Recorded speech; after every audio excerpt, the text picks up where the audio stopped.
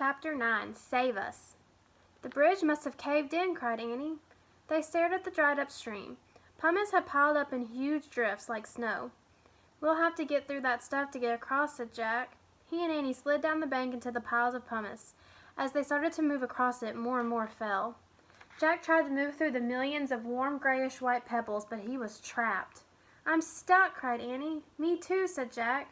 Remember what Morgan said Annie. At that moment, Jack couldn't remember anything. He was too tired and dazed. In your darkest hour, only the ancient story can save you, cried Annie. Where's your bag? Jack lifted his bag into the air. Above the sea of pumice, Annie grabbed it and pulled out the ancient scroll. He held it up to the dark sky. Save us, story, she shouted.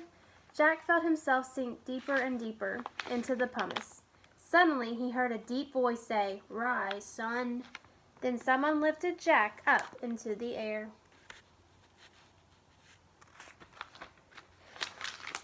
A great flash of fire lit the dusty darkness. In the red light, Jack saw the biggest, strongest man he'd ever seen in his life. The man looked like a gladiator, but even bigger than the ones they had seen.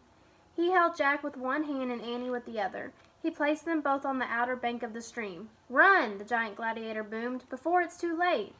Jack and Annie didn't stop to ask any questions. Together they charged through the olive grove. They jumped over fallen branches. They leaped over great cracks in the earth. Finally, they came to the tree with the magic treehouse. They grabbed the rope ladder and scrambled up the treehouse. Where's the Pennsylvania book? Jack shouted. He was too blinded by ash and dust to find the book that always took them home. I've got it, Annie cried. I wish we could go there.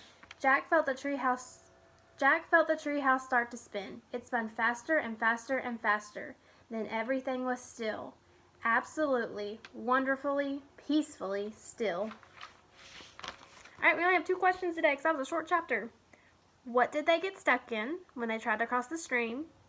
And who saved them?